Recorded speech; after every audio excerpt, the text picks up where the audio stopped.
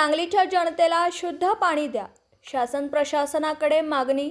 पृथ्वीराज पाटील म्हणाले की आमदार सुधीरदादा गाडगीळ 10 वर्ष लोकप्रतिनिधी त्यांनी लावलेत, मग त्यात शेरी नाला का नाही?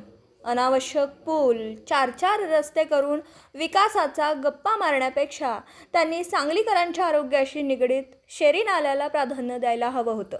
ते घडले नाही. महायुती सरकारने प्राधान्यक्रम ठरवावेत. या शहराची पहिली गरज शुद्ध पाण्याची आहे. त्यासाठी शेरी नाल्याचा 93 कोटीचा प्रकल्प मंजूर करावा. ही जबाबदारी आता आयुक्तांची असेल. पत्रकार राजेंद्र शिंदे, झी न्यूज मराठी. सांगली विधानसभेची निवडणूक मी महाविकास आघाडीचा उमेदवार म्हणून लढवली आणि ही निवडणूक लढवत असताना मी संवाद सांगलीसाठी हा जो उपक्रम राबवला होता, निरनिराळ्या क्षेत्रातल्या लोकांना भेटून जो माझा जाहीरनामा तयार केलेला होता, त्यामधले काही महत्त्वाच्या मुद्द्यांकडे लक्ष वेधण्यासाठी मी आज सांगली मिरज कुपवाड महानगरपालिकेचे आयुक्त माननीय शुभम गुप्ता साहेबांची भेट घेतली. यामध्ये प्रामुख्याने शेरी नालाचा जो प्रश्न आहे, गेले 50 वर्ष तो प्रश्न सुटलेला नाहीये आणि त्या प्रकल्पासाठी जो 99-93 कोटीचा प्रस्ताव जो मंत्रालयाकडे पाठवलेला आहे, तो केवळ आणि केवळ पाठपुराव्याच्या अभावी तो मंजूर होऊ शकलेला नाही. याकडे मी त्यांचं लक्ष वेधलं आणि या संदर्भामध्ये लवकरच आपण पाठपुरावा करावा.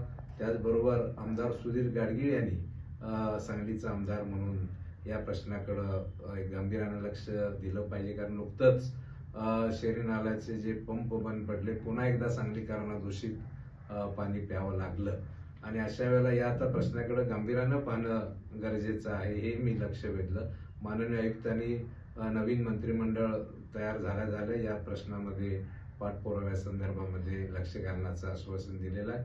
त्याचबरोबर दुसरा महत्त्वाचा मुद्दा जो आम्ही जाहीरनाम्यामध्ये दिलेला होता, तो की आपल्या जो नागपूर रत्नागिरी जो हायवे आहे, त्या हायवेला कनेक्टिव्हिटी आता फक्त इनाम धामणी गावातून आहे.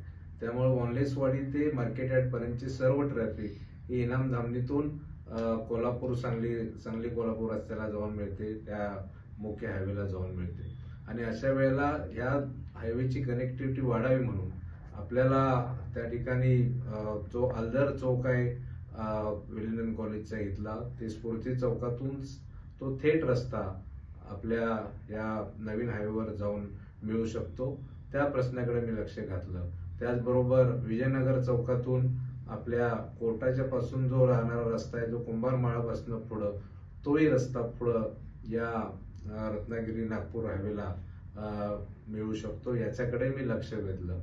त्याचबरोबर सांगलीमध्ये नवीन पर्यटन स्थळ कोणतेही नाही, त्याच्याकडे मी लक्ष वेधलं. मी जाहीरनाम्यामध्ये पर्यटन क्षेत्राबद्दलचा उल्लेख केलेला आहे आणि त्याकरता सिटी पार्क करता जी जागा राखीव आहे, त्यामध्ये पर्यटन विभागाकडे प्रस्ताव देऊन सिटी पार्कचा काही भाग जरी डेव्हलप झाला की ज्या ठिकाणी आपले सांगलीकर मिरजकर नागरिक जाऊन त्या ठिकाणी पर्यटनाचा आनंद घेऊ शकतील, असं ठिकाण निर्माण आपण करू शकतो.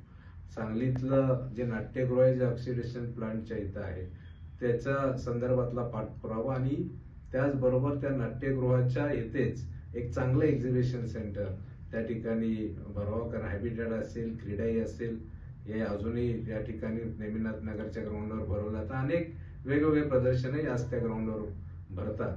त्यामुळे एक चांगलं प्रदर्शनासाठी एक चांगलं सेंटर तिथं उभं राहावं, अशा आज मी मागण्या त्या ठिकाणी केल्या आणि माननीय आयुक्त अत्यंत या बाबतीमध्ये सकारात्मक आहेत. त्यांनी माझ्या या चांगल्या कल्पनेला आणि ज्या मागणीलाही त्यांनी चांगल्या प्रकारे प्रतिसाद दिला आणि लवकरच ते त्या संदर्भामध्ये कारवाई करतो असे त्यांनी आश्वासन दिलेलं आहे. माननीय आमदार सुधीर गाडगीळ हे पुन्हा नव्यानं आमदार झालेले आहेत, त्यांना मी शुभेच्छा देतोच. विकास कामाकरता त्यांना माझं नेहमीच सहकार्य राहील, परंतु सांगलीच्या ज्या प्रलंबित समस्या आहेत त्या समस्या सोडवण्याकरता माझा त्यांच्यावर दबाव असेल, प्रशासनावरही दबाव असेल. एकूणच सांगलीच्या विकासासाठी मी एक काँग्रेसचा कार्यकर्ता म्हणून नेहमीच कटिबद्ध यापुढे काळातही राहणार आहे.